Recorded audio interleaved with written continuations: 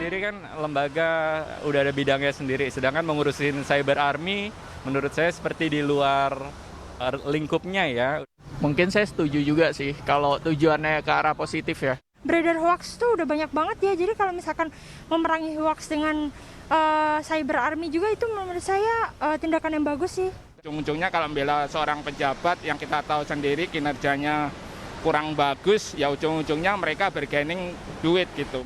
Itulah beragam tanggapan warga ibu kota mengenai polemik rencana pembentukan Cyber Army atau pasukan siber oleh Majelis Ulama DKI Jakarta untuk melawan buzzer atau para pendengung, penyerang ulama dan Gubernur DKI Jakarta Anies Baswedan.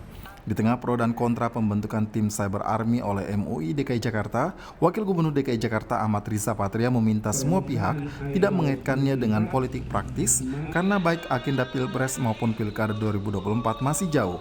Selain itu, menurut Riza, setiap organisasi memiliki kewenangan sesuai ADART masing-masing. Kita tahu bahwa setiap organisasi punya kewenangan hak masing-masing sesuai dengan ADART aturan masing-masing. Ya.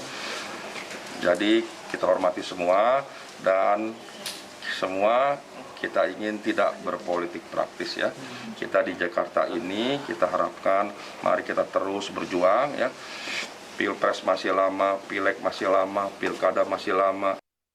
Ketua MUI DKI Jakarta Munahar Mukhtar menyatakan lembaganya mengusulkan pembentukan pasukan siber karena para pendengung selalu mencari kesalahan-kesalahan Anies Baswedan. Padahal menurutnya Anies telah bekerja keras untuk warga ibu kota. Kalau ada orang yang selama ini hanya mencari kesalahan Pak Anies, kenapa tidak kita angkat? Inilah kebaikan beliau, inilah kerja beliau. Dan kalau umpamanya Wagub juga demikian, oh inilah kerja Wagub, inilah kebaikan yang beliau tonjolkan untuk warga Jakarta atau ada tokoh-tokoh lainnya di Jakarta ini, kita bisa kerjasama sama mereka. Namun, rencana pembentukan pasukan siber untuk melindungi ulama dan Gubernur DKI Jakarta Anies Baswedan dikritik oleh Wakil Sekjen PKB Lukman Hakim. Lukman menilai rencana itu berlebihan dan tidak lepas dari pemberian bantuan hibah Pemprov 10,6 miliar rupiah dari Pemprov DKI Jakarta untuk MUI DKI Jakarta.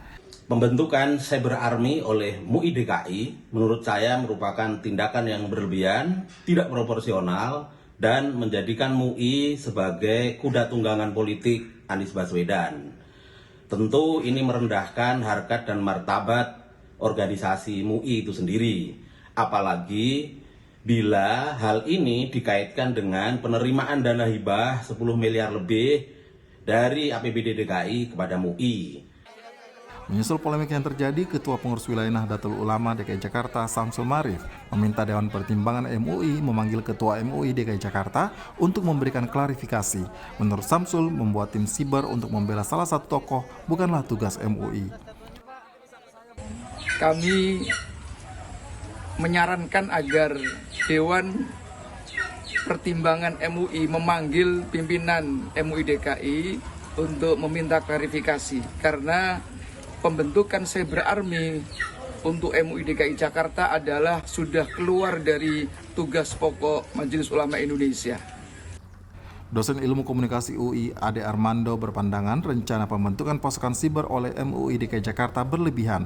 Menurut Ade, MUI DKI Jakarta lebih baik memperbaiki komunikasi publik dan menggunakan anggaran yang ada untuk kemaslahatan umat. Itu agak berlebihan lah. Kalau memang MUI DKI itu ingin punya komunikasi yang baik dengan publik, ya danailah public relations, komunikasi strategis. Apalagi ini katanya MUI DKI mau bikin Cyber Army itu untuk membela Anies Baswedan dalam menghadapi para buzzer.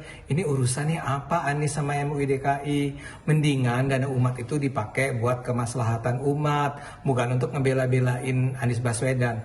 Wacana pembentukan Cyber Army oleh MUI DKI Jakarta telah menggelinding menjadi pro dan kontra.